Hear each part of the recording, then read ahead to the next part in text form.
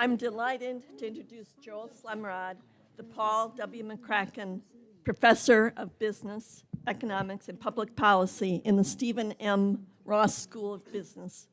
He also is U of M's David Bradford Distinguished University Professor of Economics.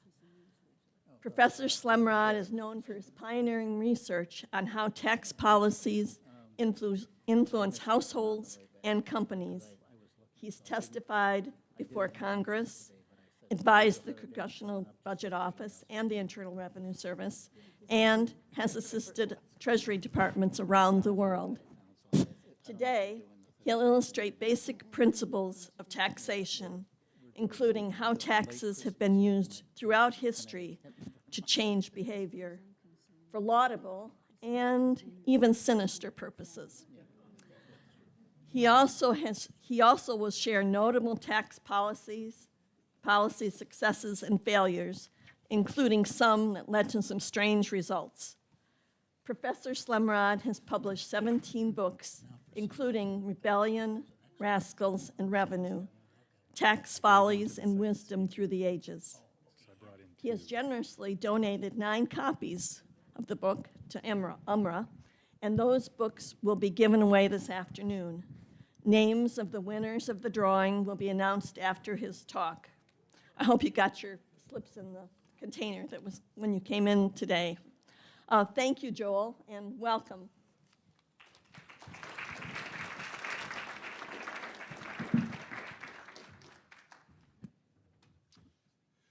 Well, thank you, Mary Jo. It's great to be here.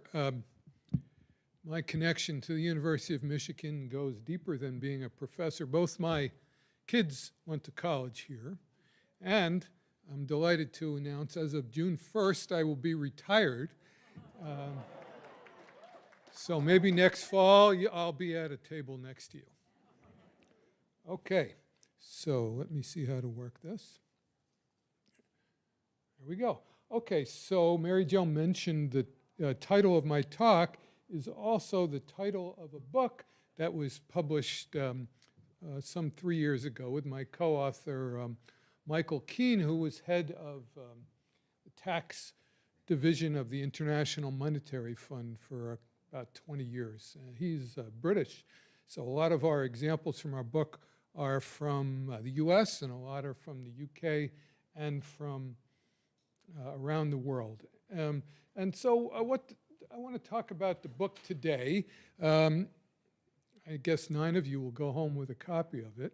The book uses historical episodes, but also episodes from around the world today to try to illustrate the basic principles of taxation in an engaging way. We hope people who read some or all of the book will come away with the message that doing your taxes may be boring, but the topic of taxes, the historical episodes, are not at all boring. And another message of the book is that the challenges that governments, countries have in setting up a tax system have not changed entirely over the millennia we have had taxes. I will talk about some taxes from hundreds of years ago that may seem odd or quaint, but I will try to convince you that they were responses in a different environment to the same problems we face today. So I'm going to pick out a few episodes from the book to illustrate our approach. And this is the outline. I'll try to motivate a little bit more what we do. I'll talk about fairness of taxes. I'll tell you what I mean by incidence. I will talk about how taxes change people's behavior as they respond to taxes, and we'll explain what excess burden means to an economist. I'll talk about tax evasion and what governments have done and do to constrain it. And I'll finish by talking a little bit about politics and lessons. Now, for the most part, I'll look backwards and outside the current tax environment in the US today. But when it's kind of obvious that what I'm talking about relates to something going on now, I will certainly mention that. And I'll try to leave some time for questions, and in question time, no question is off the table.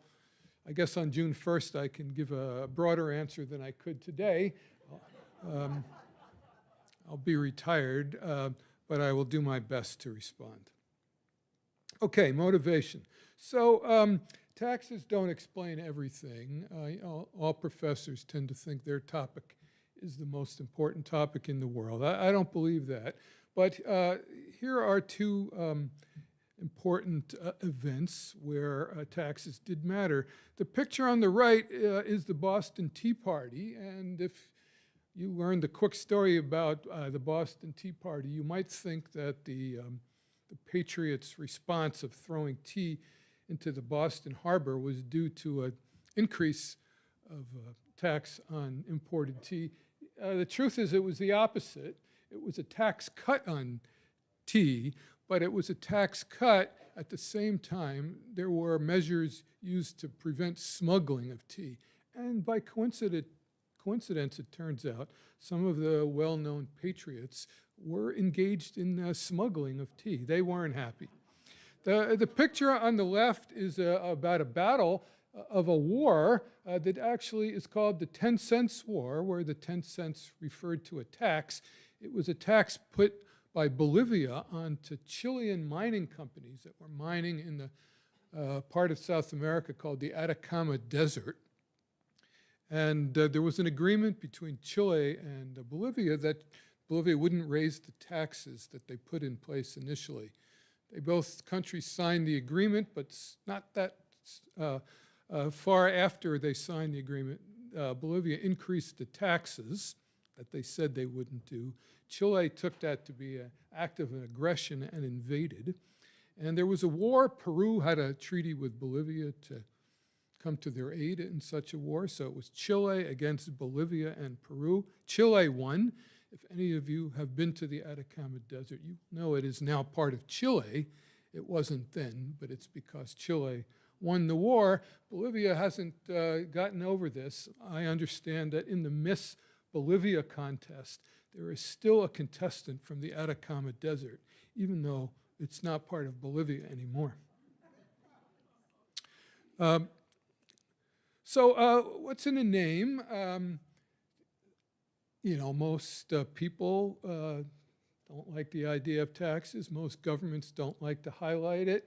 And so sometimes taxes are given names to distract attention from what they are. Sometimes the name is given to talk about what the money funds, so it looks like a good thing. And sometimes they're just funny. There is a tax in the UK that was labeled the dementia tax. This was by an opponent. There was one called the Bridget Jones tax, which will come back now that there's a Bridget Jones 4 movie about to come out. And some of you may be familiar with what Republicans in this country call the death tax, which is officially not the death tax. It's the estate and gift tax. But about 30 years ago, the Republicans kind of agreed to forever call it the death tax. Tax is bad enough, but to have to pay a tax at the time or soon after death makes it sound doubly bad. But the impact of a tax is not related to its name, and we shouldn't be misled. It's also true there's lots of other ways governments can raise money other than through what we call taxes. I'm of the era where what immediately pops into my mind is the draft. That's the way, especially back when there wasn't a volunteer army, people were drafted to be in the armed forces and paid below market wages. That's a way of getting resources. It's not a tax. The government can just print money. We still do that. And in other countries, it's our state monopolies. History shows there's been forced labor for governments. And I put in bold and in italics tariffs, which is in bold and italics, because it's back in the news. It is, of course, a tax. It has a different name, but it is a tax on imports to the United States that's remitted by the importer, usually an American importer. And we can talk about who will bear the burden of tariffs. Okay, well, next is a picture you're probably not expecting in this talk. It's Elvis. And not only is it Elvis, it's Elvis on a postage stamp of an African country, Burkina Faso. Okay, why is Elvis on a Burkina Faso postage stamp, and what does it have to do with taxes? Well, the answer is that there are some countries that don't have a lot going for them economically, and there's some things you can do, a country can do to raise money just because they're countries. And one of the things is you can print postage stamps with pictures of people and topics that collectors love. What do they love? They love Disney characters. Back in the day, they loved Lady Di. So countries like Burkina Faso, Pacific Island countries, print up postage stamps and sell them to collectors and make lots of money. Now, I would like to do this. I could get stamps printed up with Elvis on it and maybe my name, but nobody wants to buy stamps that I come up with. But countries, yes. Okay, that's why Elvis is on a Burkina Faso postage stamp. What does it have to do with taxes? Well, making postage stamps like this is just one way countries that don't have a lot going for them can make money. Another thing they can do is become tax haven.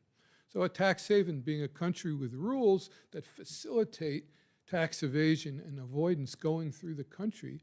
Any country can try that, and some countries succeed. Another thing, by the way, some countries do is they rent out their domain name. So the country of Tuvalu, every country gets a domain name. Tuvalu gets .tv. Well, a lot of private companies would like to be able to use .tv in their domain name. Tuvalu has, I don't know if they still do, leased out to companies the use of their domain name, .tv. And they leased it for like 1/3 of their gross national product.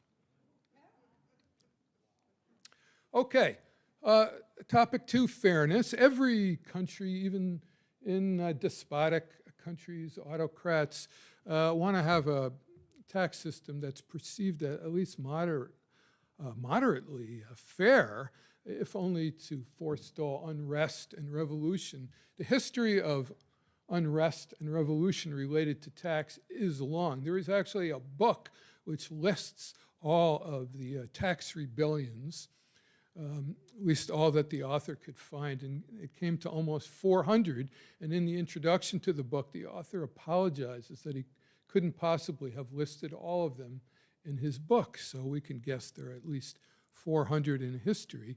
Some of the more familiar, unrest and rebellion, had tax at their core. I talked about the American Revolution, the English Civil War, and certainly the French Revolution are examples of revolts and unrest which had tax at their core. Most recently, you might know that when Margaret Thatcher proposed to change the local tax system in the US, there were riots in Trafalgar Square, serious riots. So, and fairness was at the core. The rioters perceived Thatcher's policy proposal as being unfair. So an example of this we talk about in the book is England 600 years apart. First, let's do the old one. 1380, the English government proposed what's called a poll tax. A poll tax meaning sometimes called a head tax, that the tax liability is the same for everybody, regardless of whether you're poor, rich, middle class, anything. A lot of people thought in 1380 this was unfair. There was a revolt headed by a gentleman named Wat Tyler. It came into London on the way beheading officials, opening prisons. And there's a wonderful set piece where the King of England, at the time a 14-year-old boy, rode out his horse, met Wat Tyler, and agreed basically to all of Wat Tyler's demands. The next day, for some reason, they agreed to meet again, and that didn't go as well for Wat Tyler. His head was sliced off, and the rebellion was quelled. Okay, that was 1380, a big revolt in England caused mostly by the perceived unfairness of this poll tax. Now, fast forward 600 years approximately, 1989, the Tory government under Margaret Thatcher proposed, as I mentioned a minute ago, to change the system of local taxes from one based on how valuable your property was, like we have here, to one where everybody paid the same, regardless of how wealthy they were, how valuable their house was. Didn't go over well. There was large-scale non-compliance. No story of beheadings in 1989, but Margaret Thatcher stepped down soon after, and most observers believe the unhappiness and unrest related to the poll tax led to her stepping down. It turns out in 1989 it was really a poll tax. But in 1380, 600 years ago, the law actually said, yeah, it's the poll tax, the same for everyone, but we encourage rich people in the locality to help the poor people out and pay their tax. So it was the 1989 one that was really the poll tax. So this is a painting of Wat Tyler about, this is the second day they met, and this is Wat Tyler about to be beheaded, and the 14-year-old king on his left, your right, watching the situation. And this is Margaret Thatcher and her husband leaving number 10 Downing Street. What I notice about this picture is that Margaret Thatcher seems unhappy, but her husband seems kind of happy. It seems like he's smiling to me. Okay, so now when we think about how to get the tax burden to be related to how well off people are, which is what most people think is right, we think of the income tax. But the income tax is a relatively modern development. The US didn't have an income tax until 1913. Okay. Before that, how did governments try to relate tax burden to how well off people were? Without an income tax, how did you do that? Well, the British kind of took the lead in creativity here, as they did for many things in tax and other things, I guess. What you do is you put a tax on commodities or goods that rich people mostly buy. If you want to have the tax burden be mostly on rich people, that's what you do. So what did they do in England? Tax on hats. These are all things they had, not things they could have had. Tax on wigs. You know, you've watched Masterpiece Theater. You know what I'm talking about. It's wigs and even hair powder were things that upper class people bought. They taxed that. Carriages. No poor person had a carriage. I don't mean a baby carriage. I mean a carriage for getting around. Racehorses, male servants, maids, and female servants were especially taxed. So this is what a country had to do if they wanted to put the tax burden more on rich people before we had an income tax. And so the modern US example of this is not that long ago. In 1991, the Republicans and Democrats had agreed that we needed to raise more tax. How do you do it? Well, you could raise income tax rates, but the Republicans and Democrats couldn't agree about how much to raise the income tax. So the compromise was that part of the tax bill in 1991 was a luxury tax. It wasn't on hair powder in 1991, of course, and it certainly wasn't on female servants, but there was a 10% tax on jewelry, expensive jewelry, furs, automobiles, boats, personal use boats, and aircraft. So the idea of using a luxury tax to try to put the burden more on high-income folks is not only from Georgian England. Now, the US luxury tax didn't last that long. We don't have it anymore. So this is an example of how, when I'm supposed to be on vacation, I'm thinking about tax. I learned about this incident, this story in Curacao when I was on a cruise to celebrate in the Caribbean to celebrate my mother's 80th birthday. I'm sure a lot of you have been on cruises. You know, they put a little brochure in your cabin to tell you highlights of where you're going next. So when we were going to Curacao, this story appeared, which I, of course, liked. So this is late 19th century in Curacao. Two parts of the city have water in between them, and I think it was the American ambassador at the time had a brilliant idea to build a bridge to connect the two parts. To fund it, he wanted to charge a toll to use it's a walking bridge, and he wanted to make the toll progressive in the sense that high-income people would cost more for them to cross than for poor people. But how do you do that in the late 19th century? You couldn't ask them to bring a copy of their income tax return, right? So it was his idea was the toll was due from people who crossed when they were wearing shoes. The idea being poor people couldn't afford shoes. High-income people could. So that way, naturally, the toll would be paid by high-income people. Well, it didn't work out this way. It turns out that a lot of the rich people or high-income people were clever in ways on how to avoid taxes. They'd get rid of their shoes before they crossed the bridge and pick them up when they came back.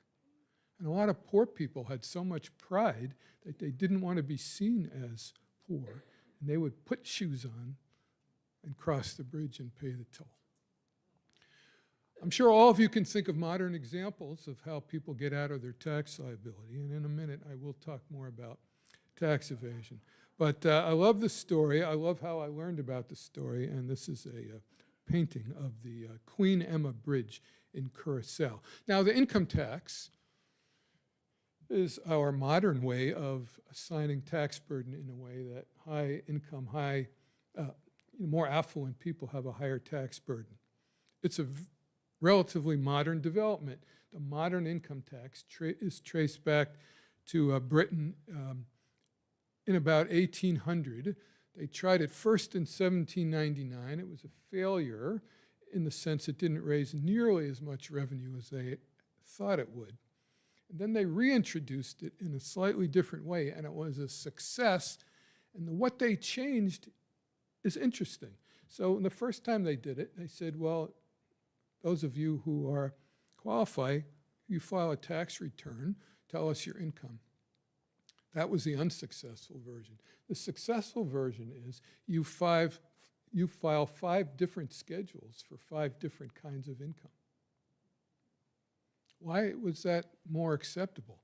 And it turns out the reason was this way the government could say that no tax person, nobody in the tax authority knew your income because each schedule went to a different office. So it was a way of being able to say that your privacy was being preserved. Okay, so the U.S. history with income tax, the North had one in the Civil War, which expired soon after.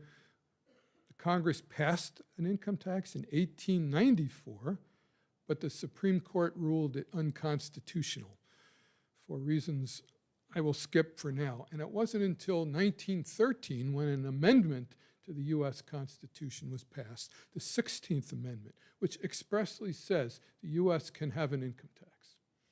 And so that's when we started with an income tax. And one of the really interesting aspects of it is that the original U.S. income tax in 1914, the top rate of tax was 7%. 4 years later, the top rate was 77%. Now, what happened between 1914 and 1918? World War I happened, and the U.S. government needed a lot of money fast. But it's interesting that some who opposed the tax in 1914 said, yeah, it's 7 now, but it's going to go up. And they got to crow in 1918.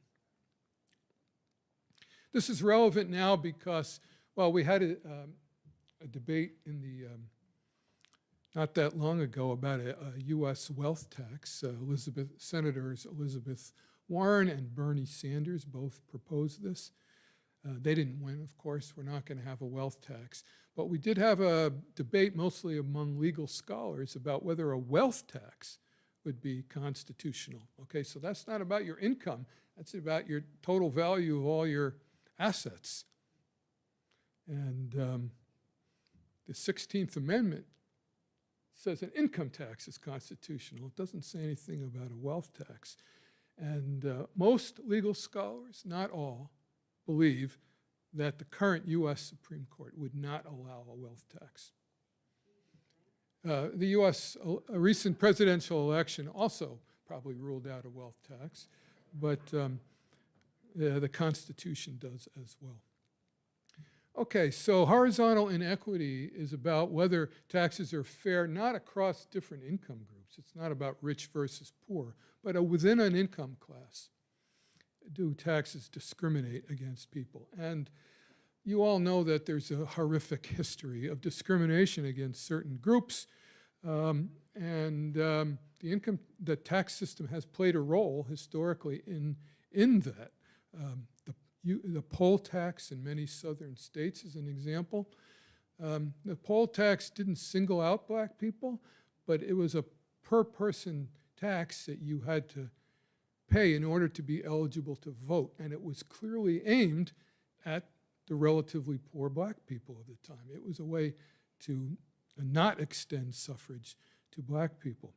Taxes on Jews in ancient Rome, in not ancient England, in Germany.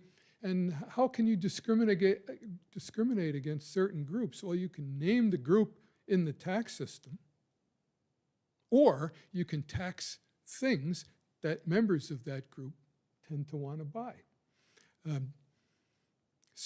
At one time, Germany had a tax on kosher meat and synagogues, and you can guess which groups that was aimed at. The English had a tax on Catholics. And through history, there are a lot of examples, and sometimes these taxes were aimed at getting people to convert, and other times they were aimed at collecting revenue. So what about now? Well, now in the US, the tax code cannot and does not mention gender or race or religion, but extending the logic that I've been talking about, you can imagine that some taxes affect different groups differently. Men buy more alcohol and cigarettes than women. Women spend more on health and education. So by changing what things you tax, you can change the tax burden between men and women. And there's some fascinating recent research that suggests that black households are more likely to be audited and face systematically higher property tax assessments. The point is that even without mentioning race or religion or gender in the tax system, a tax system can discriminate against certain groups. Okay, changing behavior is fun, and I'll tell you what excess burden means in a second. So I'm going to start by talking about taxing beards. This is now Russia in 1698. Peter the Great, the emperor, wanted to westernize Russia, and one non-Western thing he noticed was that all the nobles had beards, big beards, not like mine. So how would he get the nobles to look more like Westerners? He could have banned beards. Maybe he thought about it, but in the end he decided to tax beards. So in Russia at this time, if you were out in public and you had a beard, you had to display a indicator that you'd paid your beard tax. And on one side of it said, in Russian of course, the beard is a superfluous burden. And the other side, this is the other side. Somebody here probably knows Russian and can confirm that this says, I've paid my beard tax. So this is an example of a tax whose purpose was to get people to change behavior. When we wrote this book, my co-author had a beard and I didn't. So it turns out on the internet, of course, you can get a copy of this. And that was my Christmas present to him one day. So the lesson is, sometimes that's the objective of a tax, to change behavior. And there's some great examples in history. In 18th and 19th century England, there was a tax on newspapers called a tax on knowledge by the opponents. But the idea was to suppress the press, which was anti-royalty. Of course, you know about taxes on cigarettes and tobacco and taxing plastic bags. The idea is to change people's behavior. It's a great story. There have been taxes on bachelors,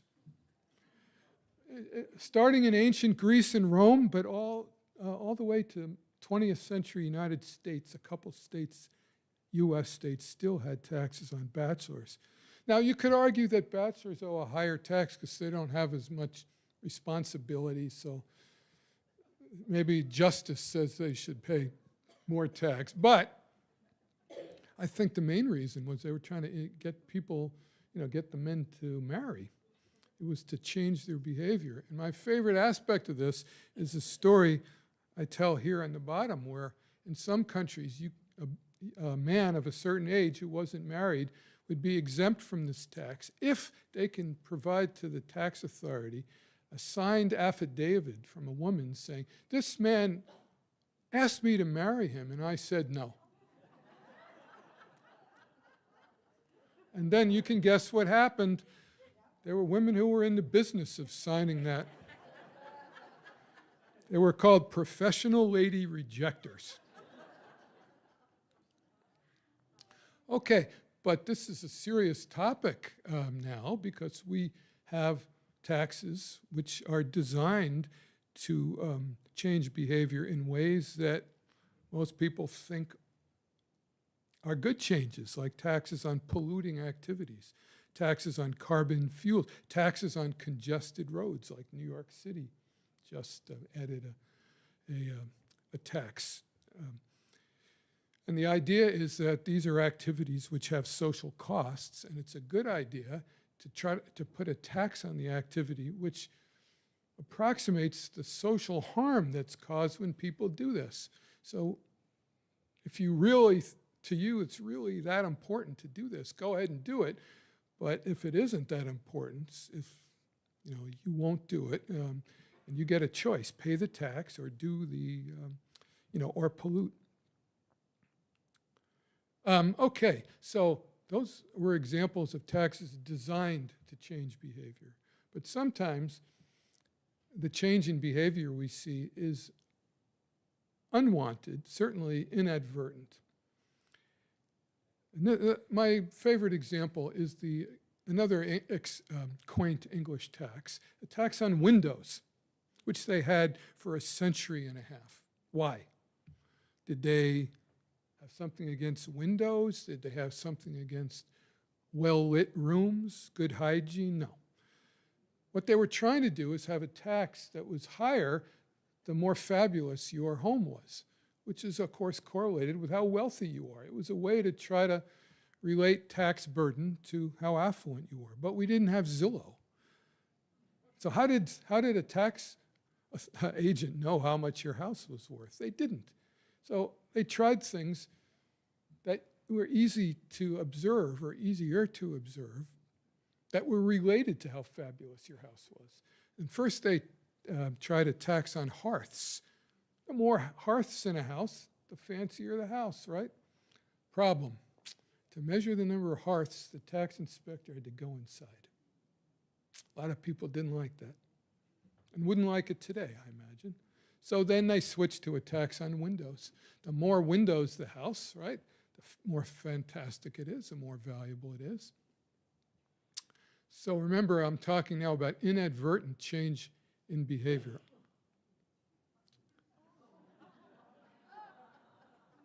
How do you reduce your tax burden? You have less windows. And you can still see, this is not a picture taken 200 years ago, right?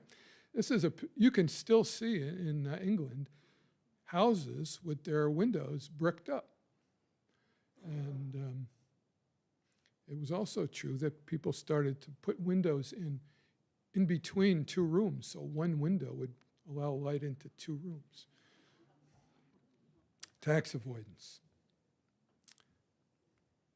Skinny houses, another example. So some countries and even cities in the US had property taxes based on something that's really easy to measure.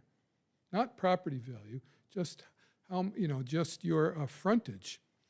And so what happens when you have a tax that is higher, the more your frontage is of your house? You have skinny, tall houses, right? These are called rocket houses in Vietnam, which the house probably would never have been built this way, right, if it weren't for the tax system. Okay, in the economics, we call these behavioral changes excess burden. They're an extra burden. Of course, there's a burden when there's a tax system. You got to pay the tax. But there's an additional burden because it induces you to do all these crazy things, have these crazy-looking houses, have these crazy-looking houses, with windows closed up. And even this.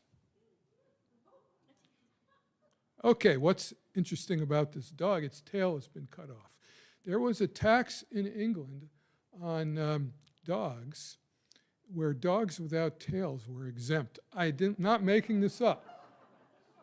I'm not making this up. Why would they be exempt? Because the idea was that the royalty didn't want the peasants' dogs to interfere with their hunting. And they thought that tailless dogs wouldn't be a problem, that they just weren't able to be the kind of dog that would interfere. And so the story goes on the internet that the peasants started slicing the tails off their dogs to lower their tax liability. And those of you who know about the Westminster Dog Show will know there are still kinds of dogs where they're curtailed. The problem with this is that you can read it on the internet, but it's probably not true. What's true is there was a tax on dogs, and dogs without tails were exempt. But it seems like this practice started before the tax. So it's probably unlikely due just to the tax. But it's such a good story, it's in the book anyway. Although we say in the book that it's probably not 100% true. Okay, tax evasion I've alluded to. It's been around as long as there have been taxes. We know this from this ancient Egyptian frieze, where this is a picture of a suspected tax evader being whipped. The red arrows are not in the original. They are to point your attention to the whips.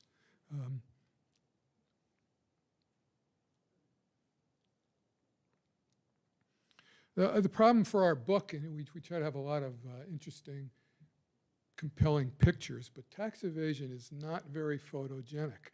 Right? How do you show in a picture somebody who doesn't file their tax return?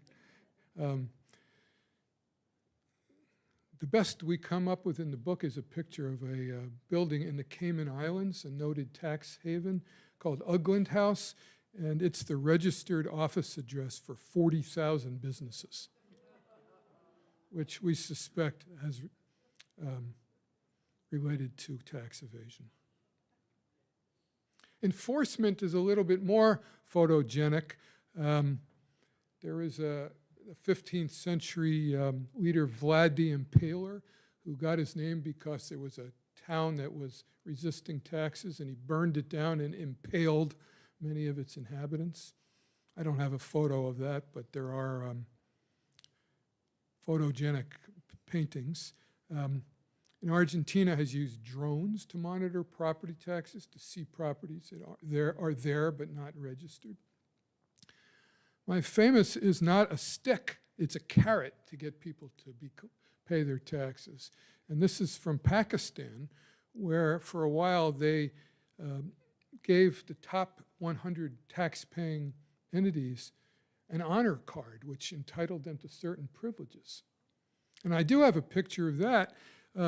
Because my research assistant at the time is Pakistani, and he was going back in, and there is a picture from the customs line coming into Pakistan, and it says the number 10 line is for the holders of the tax honors card, tax honors and privileges card. And you can sort of see that there's nobody on that line. And there is somebody on line 9, right? So you get to go right through the line if you have paid your taxes. More fun are photogenic tax avoidance, where avoidance means these are things people do to lower their tax liability, but they're not illegal. Because they're not illegal, people are not so, it's not so important to hide them, right? So we have pictures. And I'm just going to show you a couple. The one on the left is it turns out that in many countries, there were taxes on ships. But what do you base the tax on? Well, in Holland, they based the tax on the area of the top deck. Look what kind of ship you get. You get the top deck small relative to the cargo hold below. The picture on the right is a tax of fishing glass. So it was a tax in England on glass, and for a while it was based on weight. So what do? You make glasses that are really, really thin. The top is very thin. The middle piece there is hollow. And these are, I think they're known as tax glasses to this day. My last one of my favorites, this is a photograph from a building in London, right on High Street. And you can see at one point, the bricks are bigger on the left than on the right. Well, I'll leave as homework for you to guess in which era was the tax on bricks based on the number of bricks? And which era was it based on the weight of the bricks?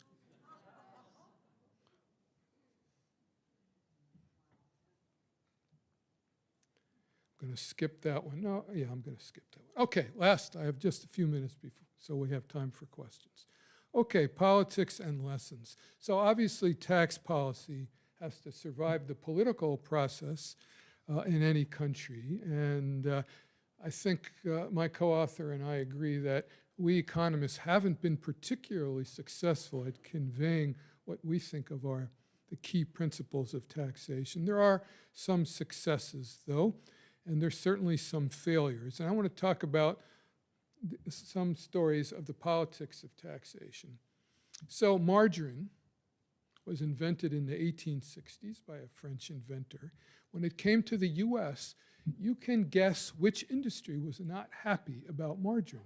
And that was the dairy industry in the US. And in the dairy states, they tried, their political power led them to try regulation first. For example, margarine had to have a warning label.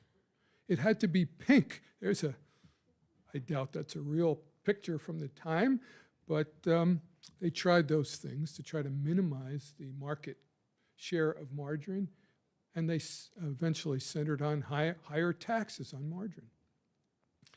A more recent example are when the spread of chain stores threatened mom and pop businesses.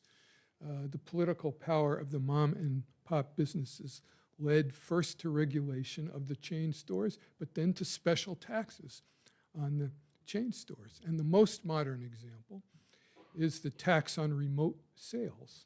Or in this case, it was the non-tax on remote sales, because it wasn't until 2018 that it was constitutional for a state like Michigan to levy and collect taxes on remote sales to Michigan residents from, say, Amazon. Until then, that gave the remote sellers a tax advantage. No tax on the remote sale, tax if you bought it down the street.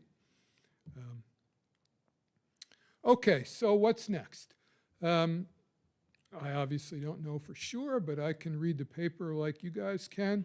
And tax cuts of over $3 trillion that were enacted during the first Trump administration are scheduled to expire at the end of this year.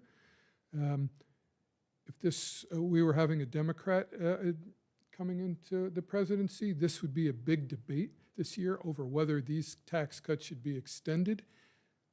The Democrat did not win, so I think they'll almost certainly be extended, and additional tax cuts will happen. Another implication of the Republican administration is that there won't be a wealth tax, there won't be a carbon tax, and there won't be a value-added tax like almost every other country in the world has. We won't get that. But tariffs are very much on the table, which is fascinating because one of the biggest reasons that the U.S. adopted an income tax in 1914 was that people believed that the way the U.S. was getting their revenue then, mostly from tariffs, was unfair. It was thought that the tariffs burdened low-income people who bought the goods subject to the tariff, and an income tax could assign the burden more fairly. That's probably the biggest reason we adopted an income tax 112 or so years ago. But tariffs are very much back on the table. I think it's also true that clean energy subsidies passed during the Biden administration are likely to be repealed. Probably the most controversial thing that might happen is how taxes can be used to favor behaviors and constituencies. You know, look for tax policies that favor large families, homeschooling, anti-abortion, and anti-gay. I don't know for sure, as I said, but that's one thing I'm looking for. Okay, well, I won't go through all these, but if you're interested in any of these, you have to read the book. But these are all real things in real countries at some time. Tax on love tax, tax on shadows, it's true. Tax on wallpaper, the blood tax, I'm not kidding. Tax on rain, faculty taxes until June 1st, this upsets me. Hut tax that sparked a war, tax on breasts, it's really true. And in New York City, a tax on sliced but not unsliced bagels. Well, thank you for your attention. We have 10 minutes.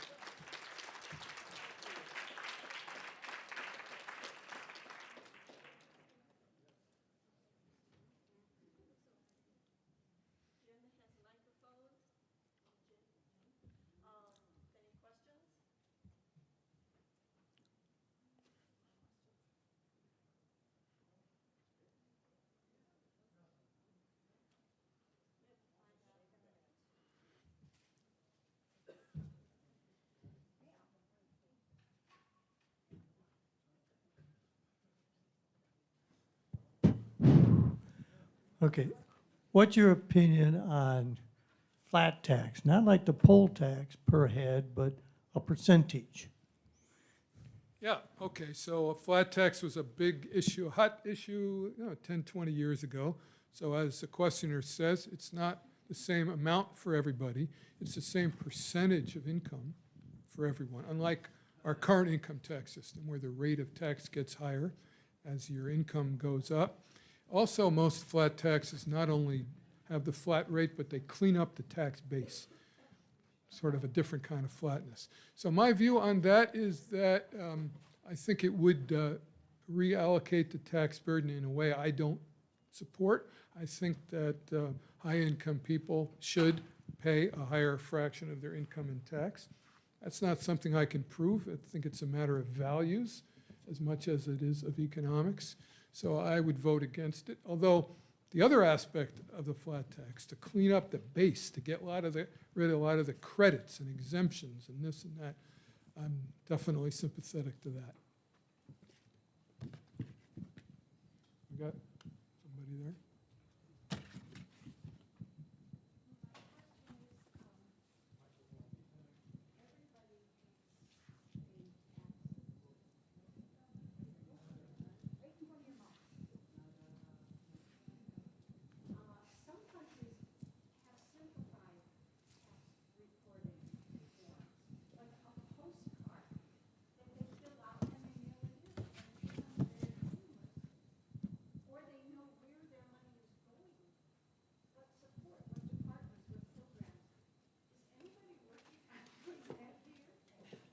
So you're absolutely right. In many countries, the income tax system is a lot easier. So the system that many countries have is called a pre-filled tax system, which means that sometime in January, you get an email with an attachment which says, based on the information we have, this is from the government, not from a scam, based on the information we have, here's your income items, here's your deductions, here's what tax you owe. If this is right, click here and you're done.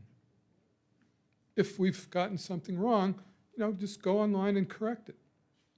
Many countries do this. Could the IRS do this?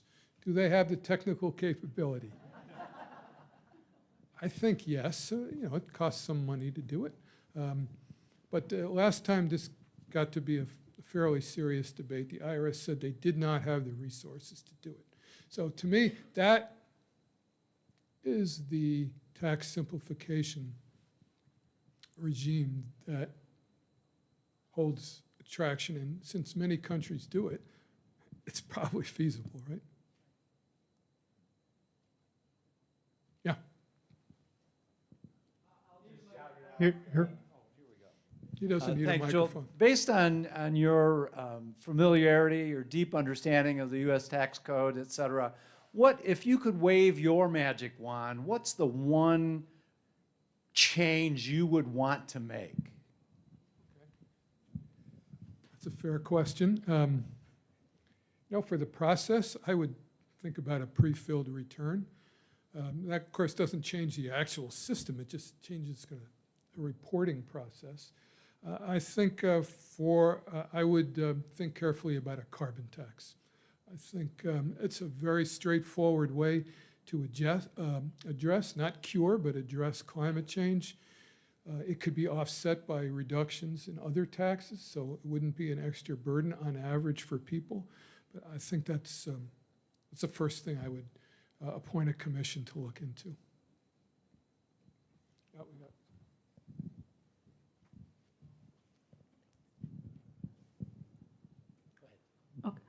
When the tax cuts expire, who benefits the most in the realm of all those tax? Okay, so you're talking about the tax cuts passed in 2017.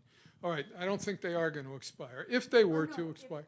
I'm sorry, when they don't expire. When they don't expire. Well, the great fraction of the dollar benefit was high income people, and also for corporations. So that's not only, but that's where the big numbers were. So that is who will be spared a tax increase if the tax cuts are extended, and as I'm pretty sure they will be. Two more, yeah. I read that 175 billionaires in this country saved over $2 trillion in taxes since Trump's tax cuts. That's a lot of money. Yeah, okay, so that's consistent with my last answer. But I don't know the numbers, but. One last question. I read where California tried a pre-filled tax form, and H&R Block and Intuit fought it like crazy, that they lose hundreds of millions of dollars in profit by having a simplified tax form. Can you talk to that? That is a fact. California piloted it. It was fought tooth and nails. In fact, I have a friend of mine who's a tax professor who registered as a lobbyist to fight the Intuit campaign. And the one thing we learned is not as many, it was voluntary in California, and not as many people signed up for it as you might have thought. And I think one reason is probably that many people don't trust the government with their information, and they don't like the fact, well, the government knows everything, I don't have to tell them. I've just been writing and thinking about tax privacy, and I think this is only going to get to be a bigger issue as time goes on and information is easier to access. So I think the California experience is fascinating. And if, the government, the IRS has these free file options, and, Intuit, et cetera, are not happy about even that. I have to sneak in one last question. What do you We think, have- what do you think is going to happen with Social Security taxes and the reform that's necessary so that Social Security payments continue? Yeah, I think Donald Trump said during the campaign he would eliminate taxes on Social Security receipts. I haven't heard much about it recently. So I don't know if they will make that a priority. I think the financial stability of the Social Security system doesn't rest on that. There are other ways to preserve it, and so if any of you are listening to that question, thinking about whether yours and soon my Social Security benefits will actually come, I don't think it's related to whether or not the benefits are taxed. And you mentioned corporation taxes. We talked all about individual taxes. What can you tell us about how corporation taxes are determined? How they're determined politically, or is that what you mean?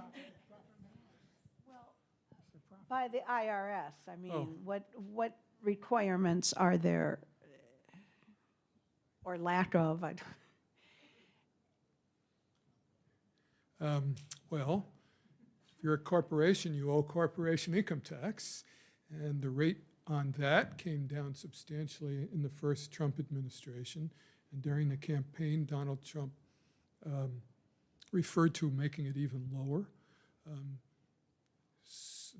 Some of the important and difficult issues in corporation income tax is what to do about the tax havens that I referred to, which make it easier for multinational companies to reduce their tax liability. And some of you might have heard of the international proposal for a world minimum corporation income tax, which would again make it harder for multinational companies to avoid their U.S. tax liability by moving, or at least looking like they're moving some of their operations to tax havens. It's the most controversial topic in my business, the economics of tax. It is what are the consequences of the corporation income tax? Who bears the burden? Is it the shareholders? Is it the customers? Is it sort of the hardest to get a handle on what the right policy should be. So it's a good question to end on, because it's one that people in my business, the younger people in my business, are thinking a lot about.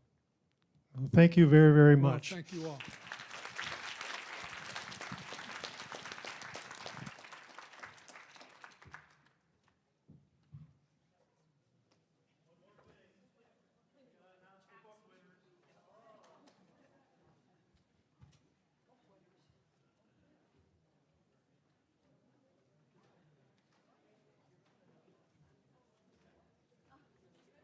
This time I brought my glasses so I can hopefully read the winners here.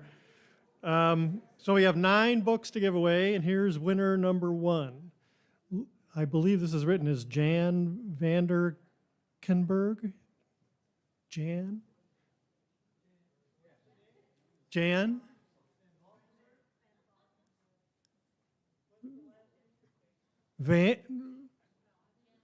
It's Van Valkenburg.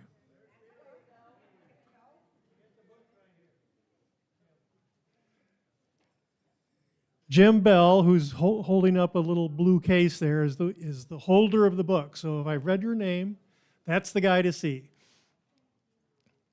But that book didn't have to go very far. The table just went.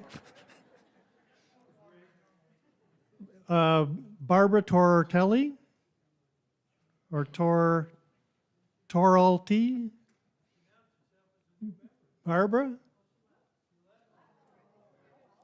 Well, we have Barbara's email address, so we'll be sure to contact her that way to get her book. Number 3, Violet Elder. Is Violet here? She is, yay. We're 2 for 3. Annie Withers. Well, Annie must be here with that squeal. Lori Jessup. See Jim. Pat Shields. I know he's still here. Number 7, Kelly Sapel.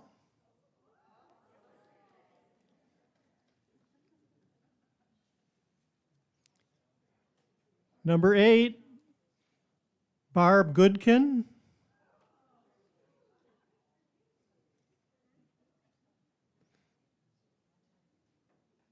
And last but not least, number 9, Diane McClure, or McClone. This is.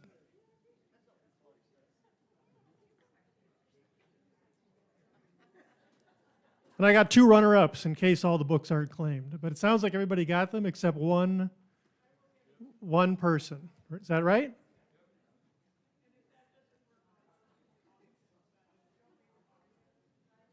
Okay. We're adjourned. Thank you for coming.